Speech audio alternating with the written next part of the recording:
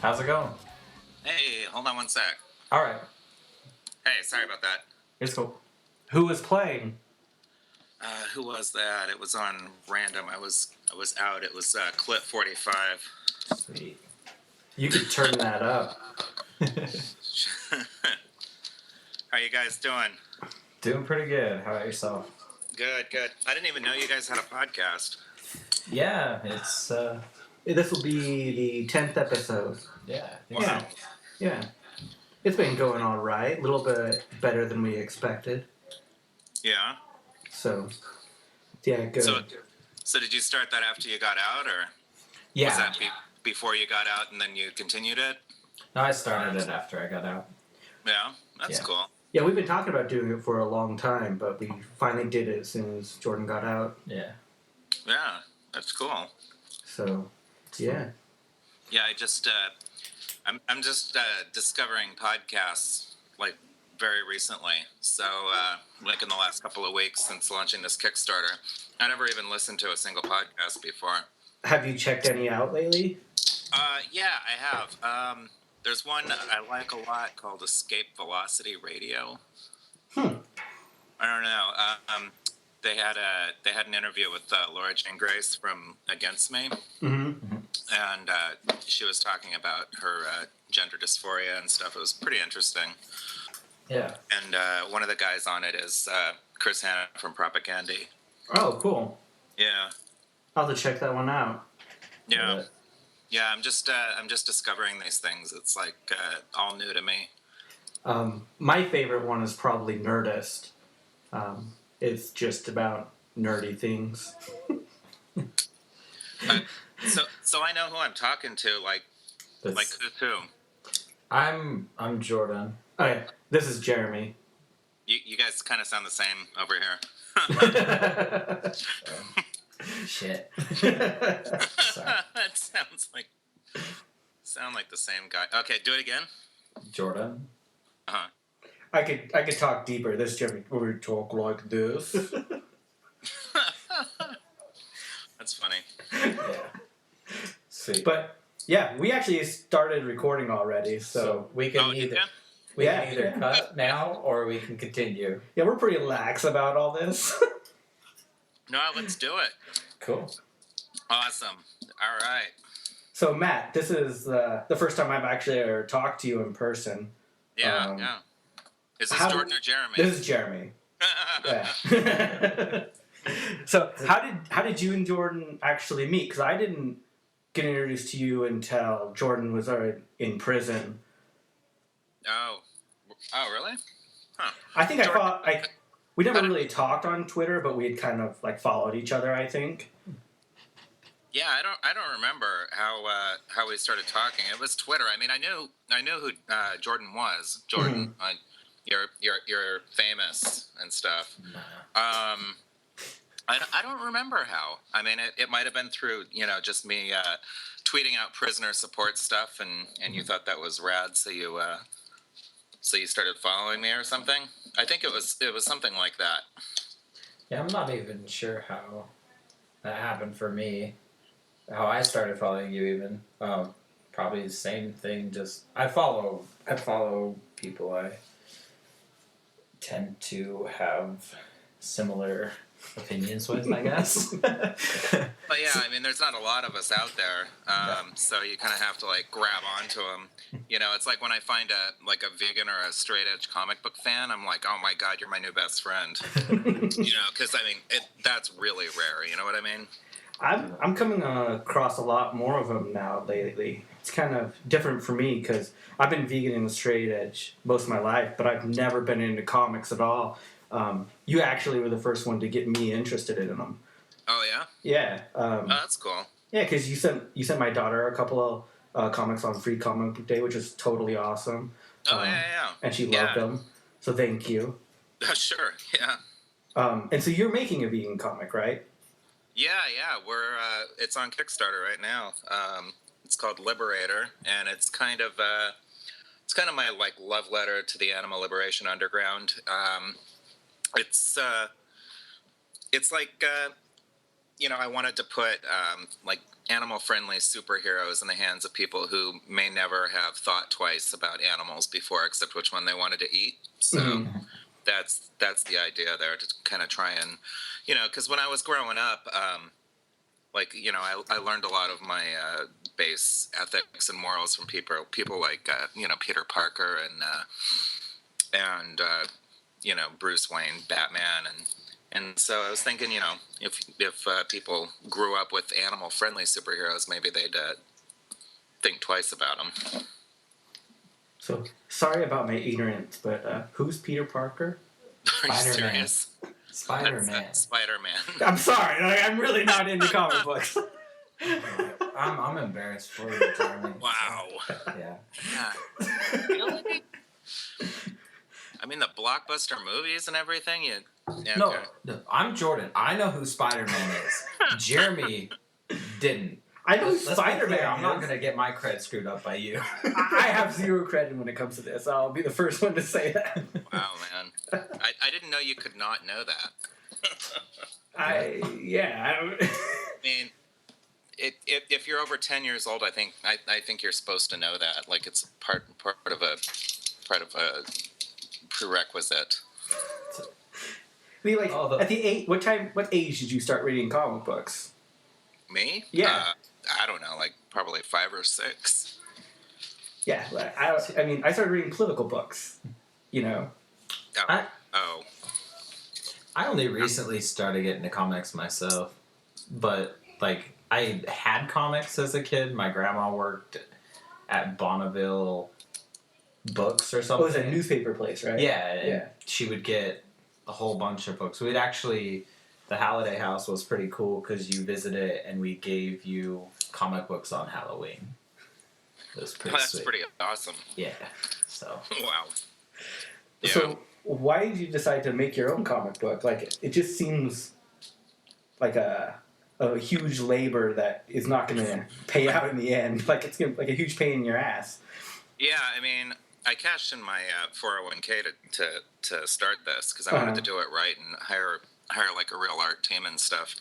I just saw kind of a void there where, this idea of like, animal liberation superheroes hadn't been explored yet, and I was like, these guys, these comic readers, these men and women, young people, whatever. They support people like Batman, who puts on a mask and saves people in the night. Well, why wouldn't they support somebody like an animal liberationist who puts on a mask and saves animals? I mean, the parallels are right there. You know what I mean? Yeah.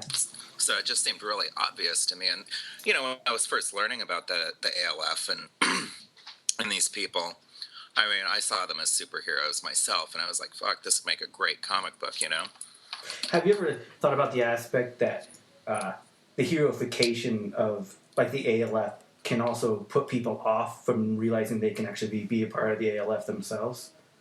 I think I'm being pretty careful with that. In addition to like the 24 pages of story in every issue, we're doing articles at the end of former prisoners and people involved in the animal rights movement. And that way, if people want to stick around after the comic, they can read that. And the way the comic goes, I mean, nobody has superpowers. They're all like regular people, and it's very, very clear that all you really need to do is have the courage to take action to become this kind of hero. Are you following any of the previous AFL or ELF actions that have taken place and putting them in the comic books, or are you kind of creating it on your own? I'm creating it on my own. I mean, it's all inspired by real actions, of course. It's kind of like a mishmash of everything. Mm-hmm. But yeah, I mean, this is a common question that comes up. Like, am I gonna have an issue that is the Loma Linda lab raid, or am I gonna have Walter Bond in my comics? And the answer is no. But there's stuff that's inspired by those things. Do you have a favorite action? I know I do personally. I don't know about Jordan. I don't know if Jordan should talk about this, but Santa Yeah, Claus I mean, I ones. do. I think the Britches Liberation was pretty badass. And Yeah. when I think about liberations and stuff like that, it's always that one that my mind goes to first. You know. The one that always sticks out in my mind is when they sunk the yacht I was gonna say that one. of one of the HLS board members or the CEO. Oh yeah. Yeah. I always love that one personally. And they came back and raised a pirate. Yeah, they took down his flag and raised a pirate flag in his front yard. Yeah, that's a pretty good one. I mean, there've been some pretty ballsy actions that are, that were totally effective, but I don't know that that made me uncomfortable, but I still thought they were badass, like stealing the Novartis guy's grandmother's ashes. Yeah. Oh yeah. I mean that's creepy, but wow. Yeah, that sends a message. Yeah. I'm not one to put down any tactic personally, so. No, I mean it's creepy. It's uncomfortable. It's like arson. Is not something that I'm comfortable with because I went through a house fire. Mm-hmm. You know what I mean? So it's like I can look at it from afar and be like, wow, that was very effective and right on. But if I was ever around something like that, I think I'd be freaked out. No, I totally understand. I was actually lit on fire when I was 10, so. What? Yeah. I was lit on fire when I was 10. This is Jeremy or Jordan? This is Jeremy. How'd you get lit on fire? I was a 10-year-old kid playing with gasoline and matches. No shit. Yeah, totally. Are you okay? Now, I have third-degree burns all up my left leg. I've got most of it covered now in tattoos, but yeah. Wow, is that hard to tattoo through? It varied, yeah. But you purposely avoided the parts that had been skin grafted. Actually, no. We only avoided the parts the skin grafts wouldn't take on. Okay. And so they're very visible scars, Mm-hmm. and we're actually did flames coming up off of them, like the scars themselves were on fire. Yeah. Wow. Yeah. So you incorporate the scarps. Yeah, so the scars were incorporated into the piece. I like it. So. Wow. Wow. And you actually got tattooed on that show. What was that show called? Oh, Ink Master? Ink Masters. Yeah. What the hell? What happened with that? My wife and I watched the first season, and when it ended, they were like, "Oh, if you want to apply to be a canvas, fill out the application here." So I was like, "Oh, screw it, I'll do it," and so I did, and I knew that they were gonna pick people based on their story of why they wanted the tattoo, obviously, because they wanted to be good TV. So, I explained how we were animal rescuers, and I do all this work for pit bulls, and how I wanted to get like a big pit bull tattoo, right? And so they called me in for an interview, and man, it's like a lot of interviews to get on a show like that. And if you saw the show, I was on screen for like 2 seconds. Yeah, you're very brief. But I was going into the city to do interviews. I had to do like medical stuff, checkups to make sure that I was like healthy enough to get tattoos or whatever. Yeah, I know. I mean, they were very serious about that. Well, I guess they didn't want to be sued, like if I had high blood pressure or something. And, Oh yeah. Yeah. So yeah, it was intense, and it was like 2 days of filming. The first day was just the consultation, and you meet your person, but you're there for like 8 hours, and then the second day you're there for like 10 hours. It was crazy, and they couldn't find any vegan food for me in all of New Jersey apparently. Really? So I was glad I brought my own rice and beans because I kind of figured they wouldn't. Fun. Where in Jersey was it? I've been to Jersey several times, and it seems pretty vegan friendly. Yeah, I don't know. It was right over the bridge. I don't remember what city it was. I know it looks like it's L.A., but it's not really. L.A., New York. It looks like it's New York, but it's not. It's over in Jersey. So, how much say did you actually have in the tattoo? It's like any tattoo. Like if you go in there and you're like, I want this exact thing, then they're gonna do it for you. But if they tell you that it's gonna look like crap, then you should probably listen to them and take some suggestions. I'd gotten the okay to bring in photos of my dogs because that's what I initially wanted. but I was there on a cover-up show, and my tattoo artist was like, "Well, your dog is white. How are we going to cover up a black tattoo with this white dog?" And I was like, "Well, that makes a lot of sense."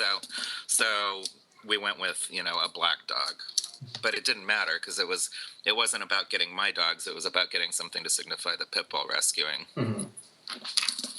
So I had ultimate say in what I got. How pleased were you with the whole experience compared to like you getting other tattoos at a normal shop?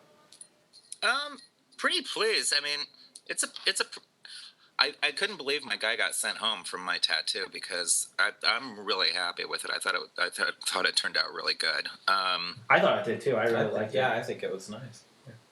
Yeah, right. I mean, and his tattoo did what the challenge called for, which was covering it up.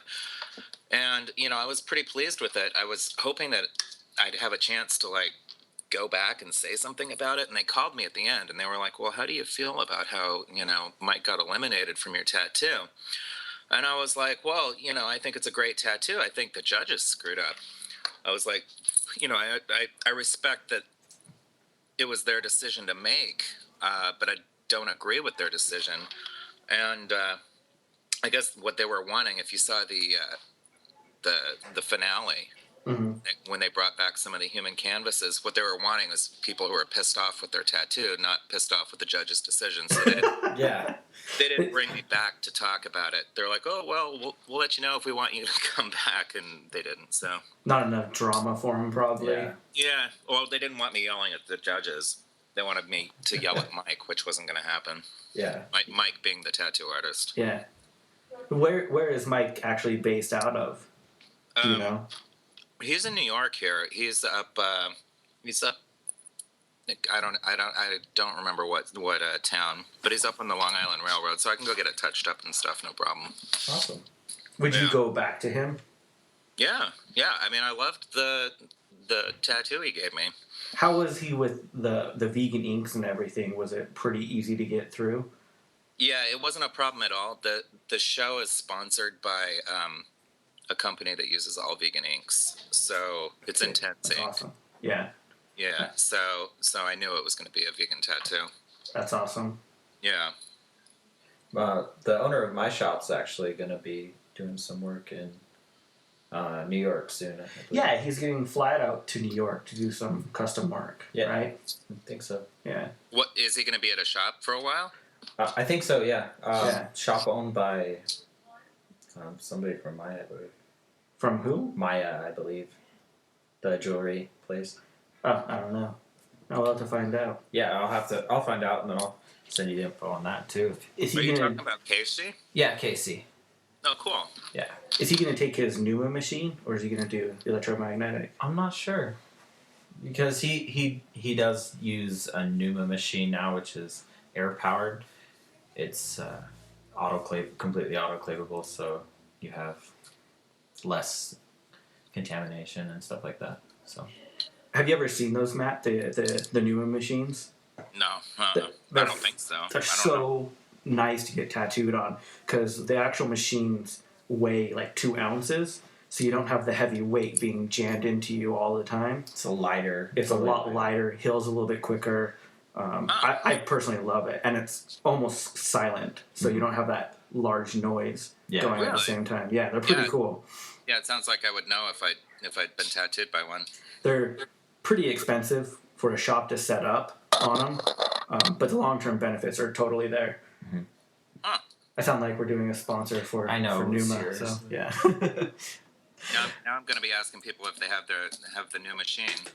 Yeah, they're pretty sweet. And like Jordan was saying, they're completely autoclavable, so every piece of them can actually be cleaned, unlike the other ones, like the traditional machines where they have to cover them in plastic each time to try to keep them clean.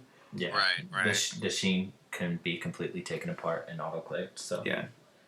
it's pretty awesome. Cool. Yep, yeah. So do you have any other vegan-friendly, like vegan-based tattoos, or is that like your first one? Oh God, no. What other tattoos do you have that are vegan or animal rights based? I have herbivore inscript on my neck. Uh-huh. I have vegan on a wrist. I have, let's see, I have a no war but class war with a Molotov cocktail on my leg. That's not really a vegan thing. I have one of my dogs on my leg. I have, let's see what else. I have a green and black star on the back of my neck. For the eco-anarchist. Yeah, I noticed your AK press pin on your hat. Or no, it was on your shirt in your video. Oh, yeah. Yeah, the green and black star. Oh, you have the green and black star? Yeah. Mm-hmm. I always wore my red and black star as a tie clip to work. my silent little protest. Yeah. Yeah, I used the green and black one as a tie clip when I got married. That's sweet. I think Casey did too. I think so. Yeah, I think Casey had the green and black one when he got married also. Yeah, it works. gotta stick it in there somewhere. Yeah. Me and Casey were actually supposed to get green and black stars, 10 years ago when we were flying to New York? Yeah. Yeah, neither one of us ended up doing it. I don't even remember why. I don't know. Years ago, stars were really popular with the emo kids. That's probably why you decided not to. Probably. Yeah, I'm pretty glad I don't have any little stars anymore. So, Anymore, you got them covered up. well, that I never decided to actually get one. In case you're lucky, Why? from where you were gonna stay. Oh yeah, we were actually going to stay at the Shack House, and then things fell through on that, and then they all got arrested. So, That weekend? we actually were both invited to move into the Shack House when they were setting it up. Oh. So it wasn't quite that weekend, but it was during that time frame when I think it was before Darius was there. So yeah, it was a fun time. Yeah. Yeah. Yeah. Those old HLS protests, the first ones that they organized out in Jersey and New York, they were fucking crazy. Were you involved back then, or No. more of a newer thing for you? Yeah, that was before my time. So how long have you been involved in animal rights? I've been vegan almost 10 years. I've been involved in animal rights and stuff maybe 7, 6. So what got you to get involved in veganism if it wasn't was it the animal rights issue, or was it health issues? It was definitely the animal issue. Mm-hmm. I started Googling something got me on it one night, and I started Googling animal cruelty videos to see what the deal was. And I saw Meet Your Meat, and then the next one I saw were the Shack HLS videos, the undercover ones, not the Time for Actions. Mm-hmm. And that made me go pescatarian that night. And then 6 days later, I was like, it's so easy to be pescatarian, so I just decided to go vegan. How old were you when you made that switch? What's that? How old were you? I was older, 27. Oh yeah. I think. And so 28. And so you didn't do the traditional vegetarian to vegan. You went straight from pesco to vegan. Yeah, but I was only pescatarian for 6 days. Wow. Yeah. I mean, I knew I wanted to go that way, but this was after my house fire, and I was in Utah, and I wasn't sure if I would be able to go vegan, considering I was staying with my dad, who is very much a hot dogs every night kind of guy. Mm-hmm. But when I realized how easy the pescatarian was, I was like, fuck it, I'll just go vegan. And then I was eating Boca burgers every night with frozen vegetables. But it worked. That was all he could find at Sam's Club, I remember when I used to live off Boca burgers. Yeah. Oh, they were the greatest. Ugh. Yeah, I mean, they're still good every once in a while. There's so many more options now, though. Yeah. Which is freaking amazing about it. So you were in Utah at the time. How did your family react to you suddenly changing? It seems like you changed pretty quickly, pretty drastically. Yeah, surprisingly well. I mean, they've always kind of respected my decisions with my political choices and everything. Mm-hmm. They didn't mind. The Kickstarter and the comic book, on the other hand, my dad, I sent it to him. I mean, he was very proud of me when he knew that I had a comic book coming out and it had a publisher and it was, on its way. And he would tell me all the time, "Oh, I'm so proud. My son's going to be a published author. Blah blah blah." I sent him the Kickstarter and nothing. And then I sent him a follow-up email. I'm like, "Hey, you didn't say anything about the Kickstarter. What do you think?" Nothing. And then after Christmas, I was like, "Well, you're not answering me about what you think about the project, so I don't know what to think about that." And he just doesn't respond to that either. I mean, he still lives in Utah, and animal rights activists, especially the underground type, are kind of hated there. So Yeah. Yes. This is a hotbed of hatred. yeah, and I mean, I have a quote from Walter Bond on the Kickstarter, and I think probably he's especially hated there because of the Tandy leather factory thing. Yes. So, Which is weird because Tandy Leather was targeted several times before Walter Bond also. Which is actually... What was that? Oh, no, go ahead. Go ahead. So it's funny that they get so mad at him, but they've been targeted for years, off and on. I think the ALF had targeted him 3 or 4 times before Walter Bond's actions also.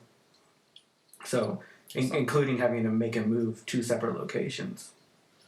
I wonder if it's because of his appearance and because of how totally unapologetic he was, I mean, I think that probably has something to do with it.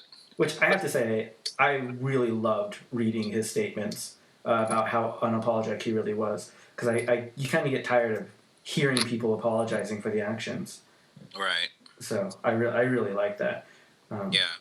It was really ballsy, and it probably cost him a few more years, but it was also inspirational. It totally was. I think it really helped inspire a new generation of activists looking at it. Prison isn't the end of life for an activist. Right. Right. Definitely, and he's still writing and he's still putting stuff out there. He went through that weird little phase where he decided to adopt religion, but now he's back to he's back to his old self again. Yeah, I could totally understand how prison can make you do things like that. Oh yeah, I mean he's locked in a box with 30, 40 however many other guys, and they're all Islamic people. Of course, it's gonna appeal to him.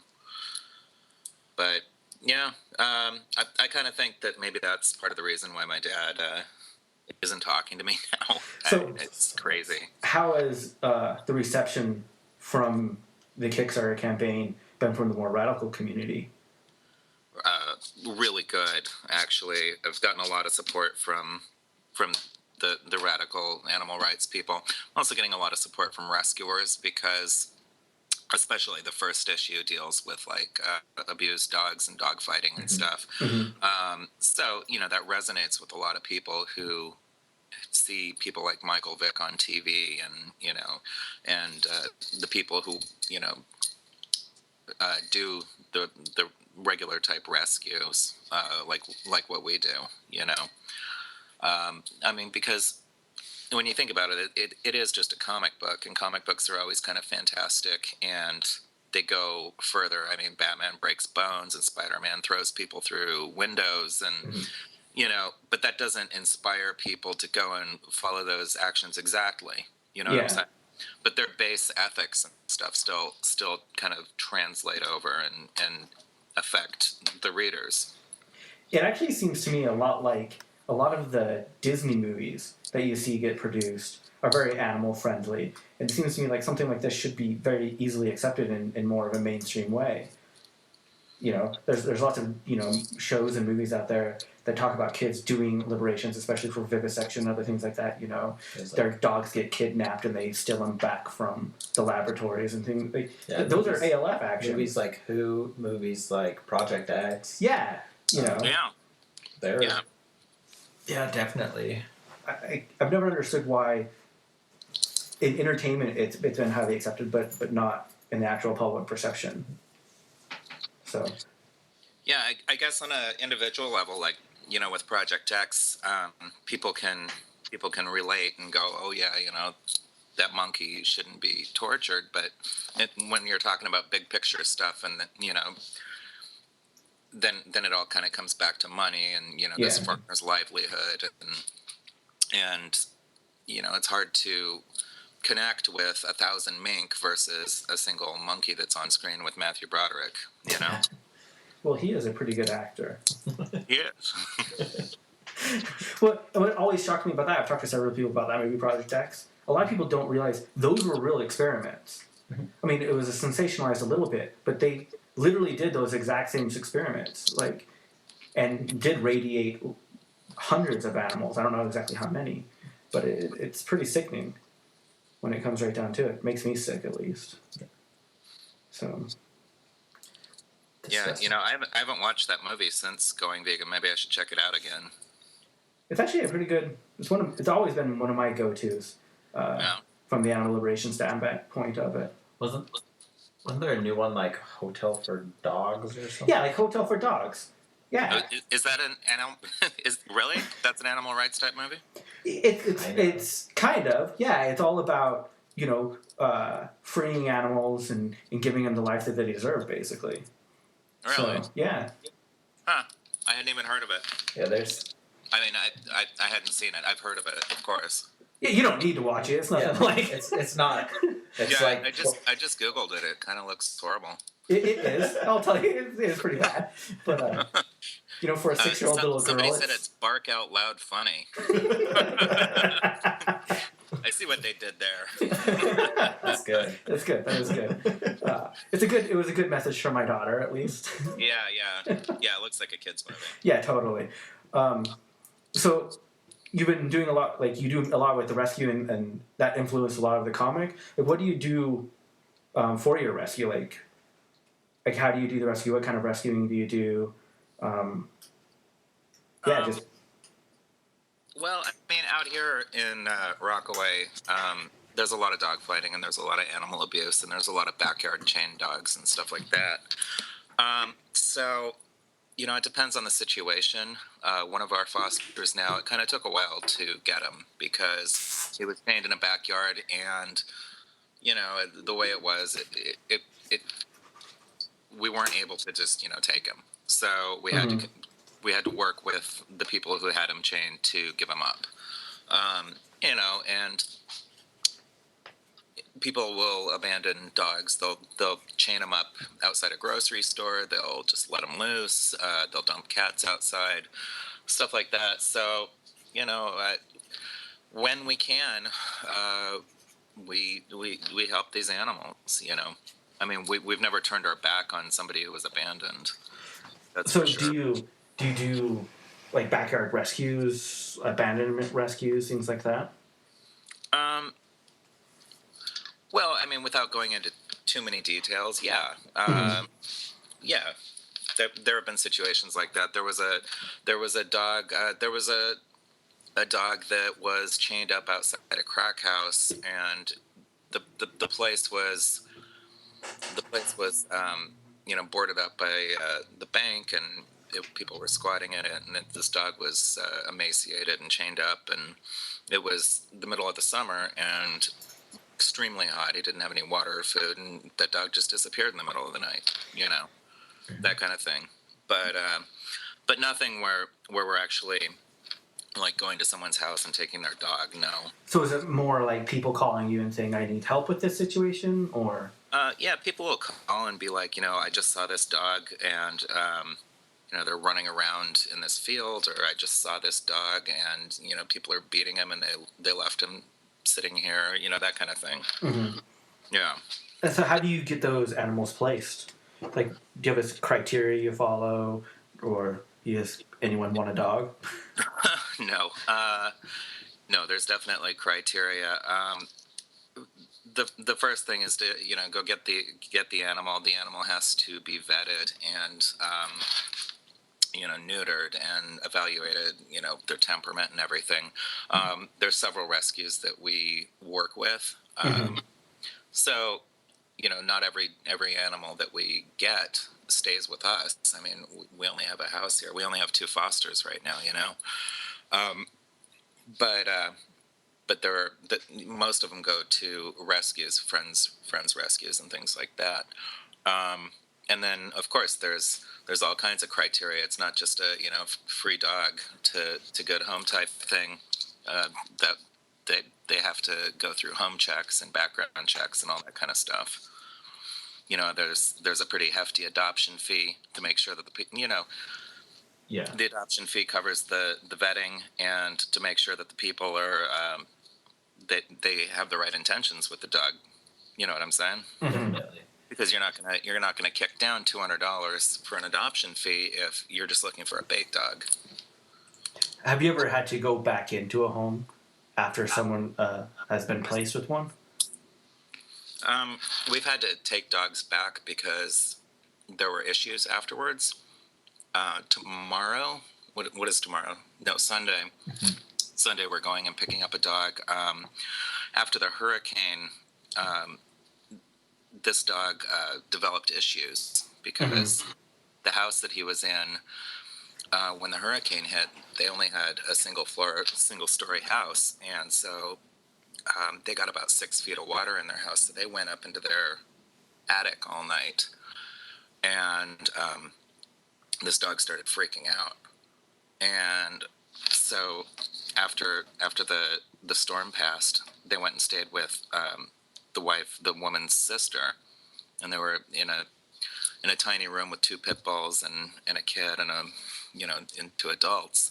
And this dog just continued to have some issues. I mean, our dogs had issues after the storm too, because everything's messed up, Mm-hmm.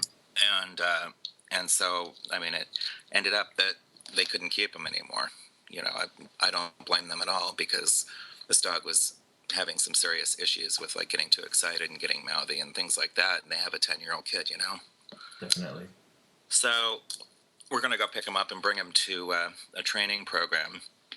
And, so, but nothing where I've never had to go back in and take an animal because they're not being taken care of afterwards. That hasn't happened to me yet. I'm sure it happens to other people. I'm sure it has happened.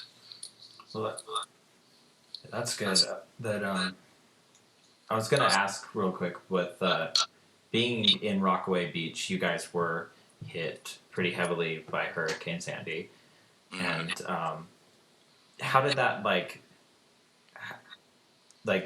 were there dogs that were displaced where owners would leave the dogs behind, and how did that affect your rescue?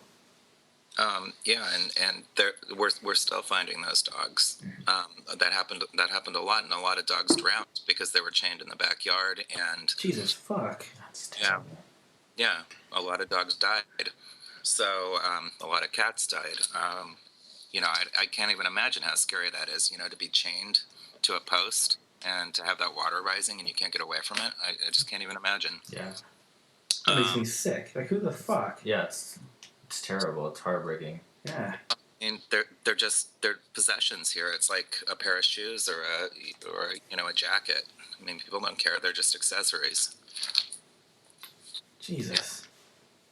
So, my wife and I, we started off as like animal rights activists with the HLS campaign and all that stuff. But we really started more heavily into the rescue in the last couple of years, because you can actually see the fruits of your labor, and you see it immediately in the fact that you saved this life. So it's kind of more fulfilling for us. And then once you start, it becomes impossible to turn your back. Yeah. Because there's always somebody who needs help. Well, somebody has to do it, and thank God you guys are, because it needs to be done. To do it, it's not just us, Well, yeah, most definitely. But so, how hard were you guys hit with Hurricane Sandy? We got about 1.5 feet of water in our downstairs, and I guess in our garage it was probably about 4.5 feet. Holy Wow. cow. It was only in our house for, I don't know, maybe 3 hours, the water. Mm-hmm. But that's enough to get into the walls and destroy the floors and, all our furniture and everything. So it was pretty substantial damage, all the appliances. things you don't think about, like the furnace and the water heater, and all this stuff gets destroyed when it's submerged in seawater. Oh, that salt just ruins everything. And it's not just the salt water. It's like a mixture of salt water and sewage and gasoline, because when the cars outside submerge, all the gas comes out. I didn't even think about that part. Yeah, it's really gross. It was weird watching the cars die. You see it on TV, like the cars submerged and their lights are on, and you're like, why didn't they turn their lights off? Well, it's because when they submerge, the battery's short, so the lights come on and the alarms go off and the roll down. Mm-hmm. So it's like they're screaming to stay alive. It's really creepy. So you guys rode out the storm, didn't you? You guys didn't evacuate? Yeah, right. Yeah. So why? Why not evacuate, for one? Well, because where are we going to go with 2 pit bulls, a Rottweiler, and 3 cats? Yeah, that's a good point. So Yeah. what was that like? I mean, I couldn't even imagine. It was very scary. It was extremely scary. It was a little unreal, because until the last minute we didn't believe that it was actually going to come inside. Mm-hmm. And then we saw that it was, and it was like time to frantically try and put stuff up high and bring stuff upstairs, and we saved a lot of stuff in like that 20 minutes where we realized that it was actually going to happen. Mm-hmm. But it was extremely scary, and there was a point where it started coming up our stairs, and it was like, well, where are we going to go if it comes upstairs? There's nowhere to go. So that was probably the scariest time. Well, every week we have a weekly poll that we do that we get everyone to talk about. So what was this last week's poll, Jordan? It was about. It wasn't that good. It was about your favorite game, like types of games that you play, like role playing, cards, dice. I don't know. Let me see. So Matt, you seem like you're kind of a nerdy kid. Did you play like D&D and those type of games? My mom burned all my D&D stuff. I was a kid in the 80s. She thought that it was going to turn me into devil worship. Oh shit! Seems like it's worked, right? Yeah. We Mari and I actually just started playing Magic, like yesterday. It's the first time we ever played it. How's it going? I've won twice. I lost once playing to Jeremy. Fuck yeah, you did. Which was his first time. It was my first time playing. We just I'm a nerdy kid, but I was never allowed to play anything. Like I asked the kids to play D&D and they wouldn't let me. That's sad. D&D kids turned you down? Yeah, and that's when it's really bad. Oh, ouch. Yeah, I don't think it was a matter of like them thinking that I was like not capable. It was they probably didn't think I was serious. Like they thought I was trying to get in there to beat them up or something. See, I never even knew about D&D until after high school. Like I grew up more in a farming community, so there really wasn't that aspect of things. Did you play Magic at all? No, but I collected Pokemon cards. You It's did, like- or you currently still have a collection? Nah, the collection burned in the fire, but I was like 25, like collecting Pokemon cards. But because I was like 25, I couldn't find anyone to play with. So it's a real game? Good, Yeah, it's similar to Magic, but not. It's a little. I didn't even know Pokemon was a real game. I thought it was just a cartoon. It was a video game for, like, well, I think it was. I don't know what it was first, but it's a video game. Yeah, I think it was the video game first. And then the anime. I'm not positive though. I think it was like it was all planned to be this huge marketing push. It worked pretty well. Yeah, it worked pretty well. And looking back on it, it's like, so you have these animals, and then you make them fight. Exactly, it's fucked up. Like, I'm looking back on it now. I'm like, I don't know that I'd be into Pokemon if I'd been vegan and like aware of things. Did you see that PETA thing? Yeah, I did. No, I didn't. they made a parody Pokemon game on their website that's I don't know much about it. It was just pretty hilarious. You said you heard about that one too, Matt? Yeah. I checked it out. Somebody tweeted it like mockingly, and I checked it out. I was like, I don't really love PETA, but I kind of dug the game. It's pretty graphic. I liked their Tanuki the Tanuki thing with Mario. They did a Mario parody as well. Did they really? Yeah, raccoon. Iz got mad at me because I was playing Age of Empires a while ago, and she came in and she's like, "What are you doing?" I'm like, "Oh, well, these guys are scavenging for food." She's like, "They just killed an animal. Why can't you make them be vegan?" I'm like, "Huh." It's true. It is true. You're a jerk. All right. Yeah. The poll. You guys ever play that Buck Hunter game, like in bars or whatever? I know you're all straight edge, but I didn't used to be. I've seen the Buck Hunter games. There's they have them in pizza places too, some of the arcades. Yeah, I have played them. I'll admit that. I played duck hunting games too. I played duck hunting. Yeah. Yeah, it's weird, right? I'm like uncanny good at that Buck Hunter game. Yeah. I am too. It's weird. It's like people make fun. They're like, "What the hell are you doing?" I'm like, "I don't know. I'm good at it." Well, there's that game. What is it called? Deer Hunter or Deer Revenge? Oh yeah, it's the opposite. Yeah, it's the deer hunting deer the hunting hunters. the humans. Yeah. So we got board games had 20%, card games 30%, video games 20%. That surprises me. Role-playing games 10%, and dice games 20%. We didn't have a lot of votes on this one. It wasn't a very good poll. I didn't even know about it. That's how bad it was. Like the poll what was that? So what's the new poll? The new poll, which ends Sunday, yeah. is what's your favorite vegan cheese? So that's a good one. Yeah, I took that. What is your favorite vegan cheese? It's Daya. You like Daya? God, I think it's so gross. What? It has like the consistency of snot to me. Okay. I don't know about that. I think it kind of has the consistency of dairy cheese. Maybe that's what it probably does. Yeah. Yeah.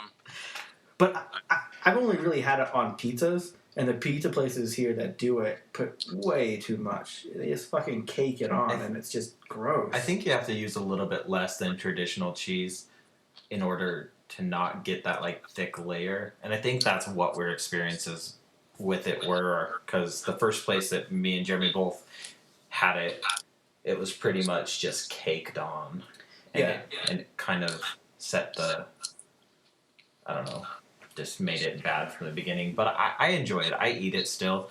I think I like Follow Your Heart better, but Really? I'm still a huge fan of like the nut cheeses and the nutritional yeast cheeses. Mhm. I know they're a lot more hippie, but it's what I've known. Like, yeah, The nutritional yeast cheese works really good for mac and cheese. yeah, it does. Definitely. Totally does. I like nutritional yeast. You just pretty much put it on anything. And Yeah, good. it's just amazing. It's amazing stuff. But But I eat them all. so Daya tastes like real cow cheese to you? Well, it's been a long time. I mean, it. I don't know. It melts like cow cheese. Yeah, it's been like almost 20 years for me now. So like I don't know what it's like, and if that's what it's really like, then I really don't want real cow cheese ever. I don't know. But that's good. It's good, especially for people that are making that transition. They're looking to fill that void. Because one thing I used to always tell people when they would go vegan was like, don't try vegan cheeses. Like they're not close to what you think they actually are. Right. And now when people say, "Oh, I would go vegan, but I love cheese too much," I tell them, "Well, you should try Daya because it's really close." To vegan cheese. My mother-in-law, she's mostly vegan, and she says it's really close to vegan or to cow cheese. What's stopping her from making that final push? I'm not sure. She I thought she was vegan for the longest time, and then my father-in-law was like, "Oh yeah, we had egg salad sandwiches," and I was like, "What?" Because I thought she was vegan, but I'm really not sure. That surprises me that people who are like close to being vegan would have would have sorry, Jeremy, I had to take off for a second.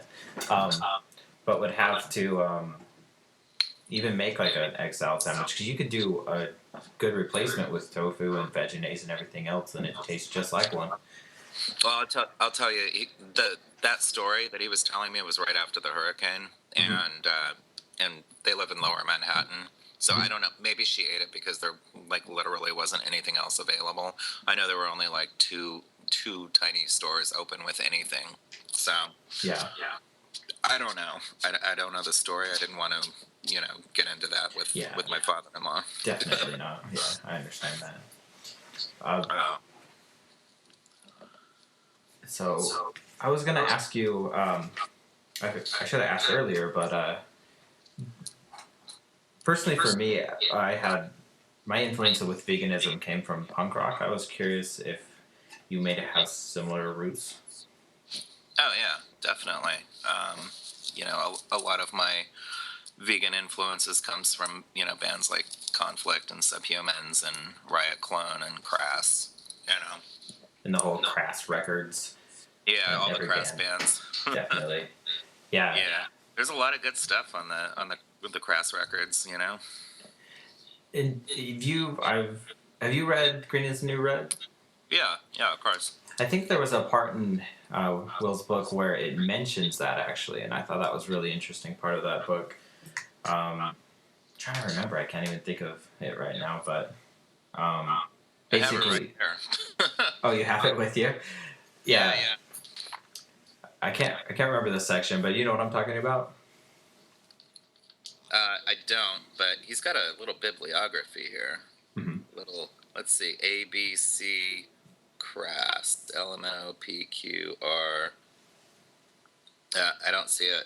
Oh, Crass Punk Band 101. Hey, you're right. Yeah, he pretty much was talking about how a lot of more radical people came from the DIY punk culture because it's more of a, you want to make your own records, you go out and make them. You see some injustice, you go out and do something about it. That's a pretty interesting concept, I thought. Yeah, in here he's mentioning how Rod Coronado became a vegan because of Conflict's song "This Is the ALF." And that's crazy to think about, like, because because then he went on to be like one of the most active ALF guys ever. Exactly. Wow. So, I think that's pretty awesome when you think about it like that. Yeah. Conflict actually they endorsed the Liberator comic. Well, awesome. Yeah. Well, what's his name? Colin did. Sweet. So, and you've had a few punk endorsements, right? Yeah. Propagandy. Descendants gave us some stuff to use for the Kickstarter. Bad Religion gave us some stuff to use for the Kickstarter. Who else? I can't remember right now. Earth Crisis said nice things about us, but it wasn't anything we could use. So it wasn't like a good quote. You know how you need those good quotes for the Kickstarter. For sure. Well. So did you want to kind of give a plot summary without giving it away necessarily, and then plug your Kickstarter maybe? Sure. Well, I guess I should say, if people want to check out the Kickstarter, it's at liberatorcomic.com. I have that redirect right to the Kickstarter page. It's liberatorcomic.com, and we really need pledges. It's been going pretty strong, but we're getting a little concerned that we're not going to hit the goal. And the way Kickstarter works, if you don't hit the goal, the goal amount that you're shooting for 100%, then you don't get any of it. Mm-hmm. So, if we don't hit that goal amount, then it just can't be made. And I wish I could fund the rest of it myself, but I'm about 10,000 into it myself already, so I'm just tapped out. Yeah. But yeah, I mean the plot follows two animal rights activists and others on the side, but mostly these two, this guy and this girl.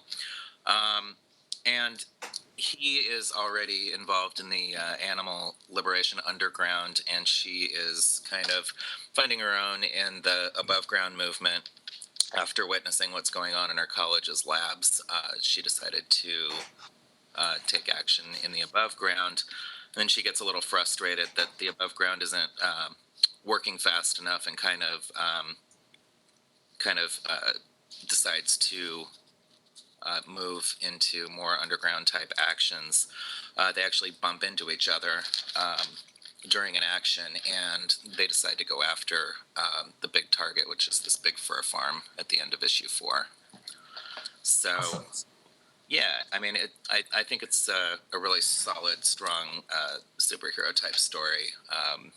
These characters they're becoming very near and dear to me.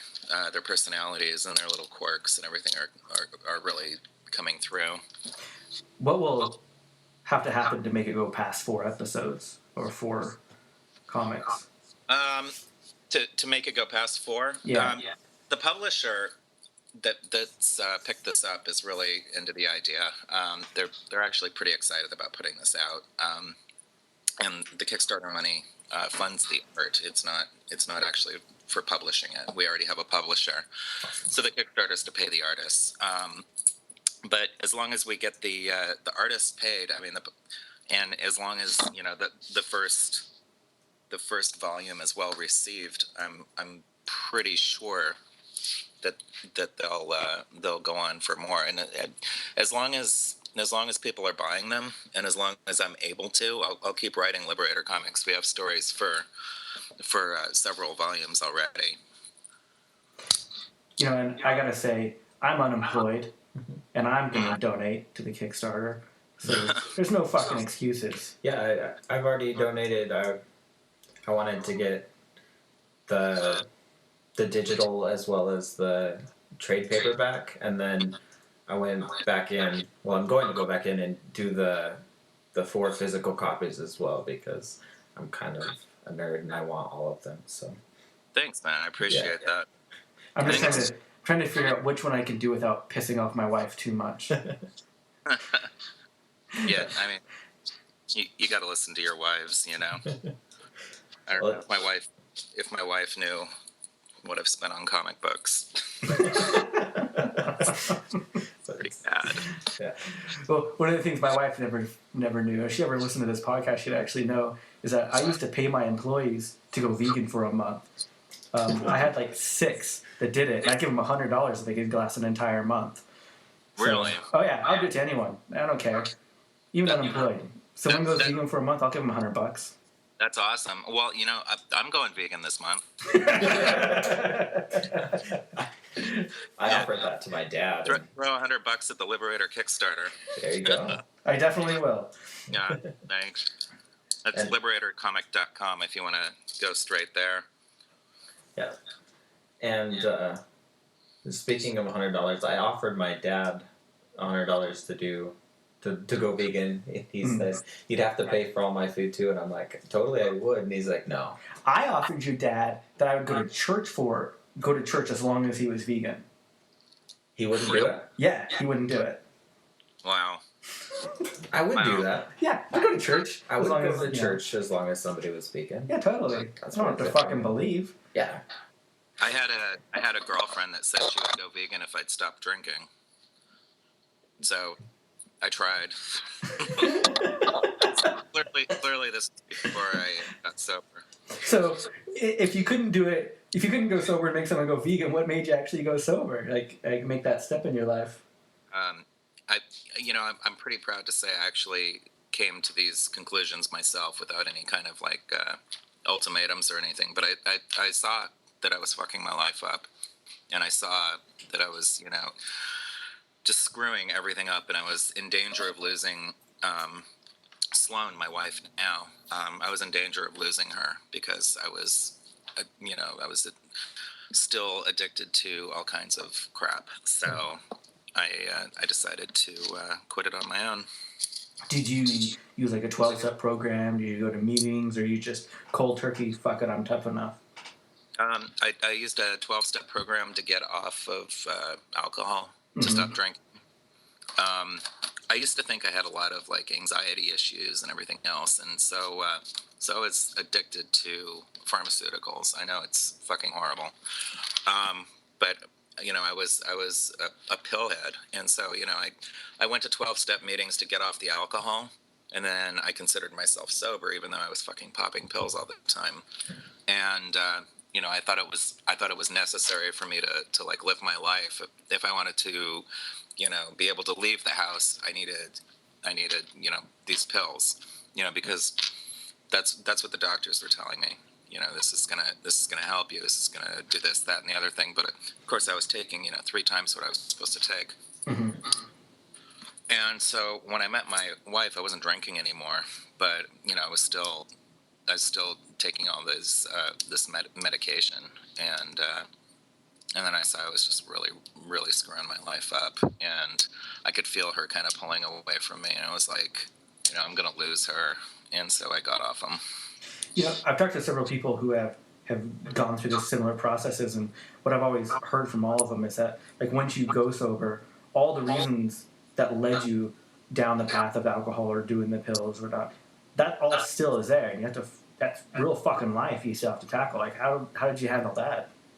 Well, what I realized is that stuff's all still there. Sure, I have anxiety issues, but it's not as bad as I thought it was. Mm-hmm.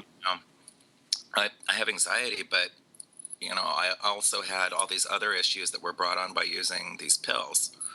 The pills were making me paranoid. The pills were affecting my sleep. The pills were doing this, that, and the other thing. And so when I got off them all, it was tough. I was in bed for like a week. But when I detoxed and got off everything, it wasn't as bad as I thought it was going to be. That's fucking awesome, though.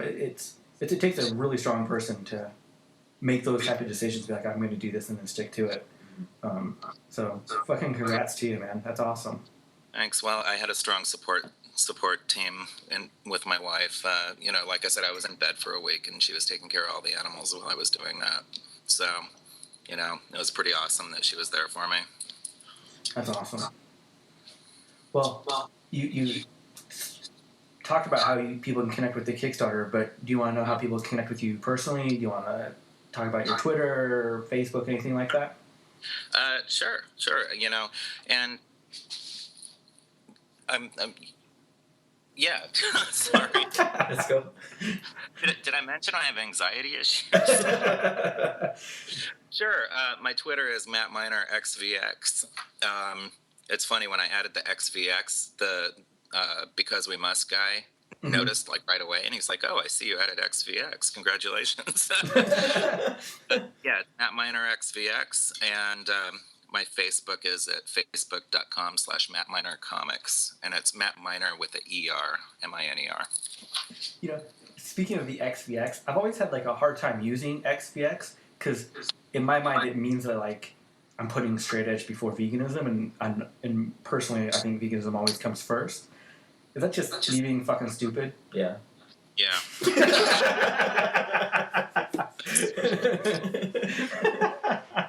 Way to overthink that. Yeah, it's just one of those things. You could always do a gather thing. V Jeremy V.